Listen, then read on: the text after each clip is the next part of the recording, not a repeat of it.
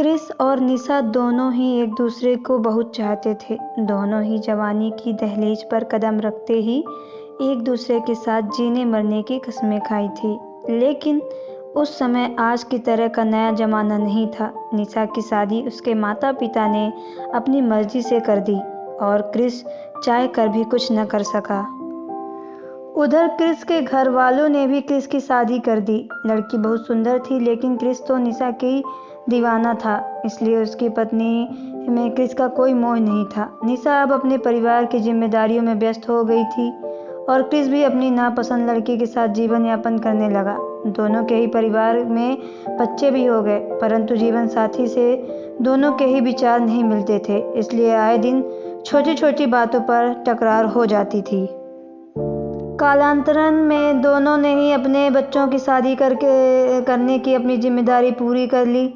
अब तो परिवार में अपने अपने जीवन साथी से लड़ाई झगड़े के अलावा कोई दूसरा काम ही रह नहीं गया था, इसलिए दोनों ने अपने अपने जीवन साथी से विधिवत तलाक ले लिया था। तब तक नया जमाना भी आ गया था, इंटरनेट का युग था और शायद भगवान को भी यही मंजूर था। एक दिन दोनों ही इंटरनेट के जरिए फिर एक दूसरे से जुड़ गए। एक दूसरे के बिना दोनों को ही चैन नहीं मिलता था। ऐसा लगता था कि दोनों का पूर्व जन्म का कोई रिश्ता रहा होगा। दोनों की घंटों नेट पर बातें होती थी। अब एक दिन वो समय भी आ गया कि दोनों फिर से विवाह के सूत्र में बंध गए। दोनों में अब जवानी जैसा रूप और लावण्य नहीं था, मगर दिलों में बेइंतहा सा प्यार था। दोनों ही बहुत खुश थे, क्योंकि असली प्यार तो दिलों में ही निवास करता है और अंत में सच्चा प्यार जीत ही जाता है। अब तो दोनों ने भगवान को शुक्रिया अदा किया और कहा कि ऊपर वाले, तेरे घर देर है मगर अंधेर नहीं। आपको ये कैसी लव स्टोरी लगी? कमेंट बॉक्स पे अपनी राय जरूर शेयर करें।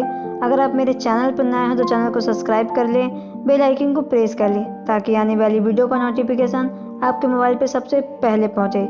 चलिए मिलते हैं नेक्स्ट वीडियो पे। Okay bye, take care.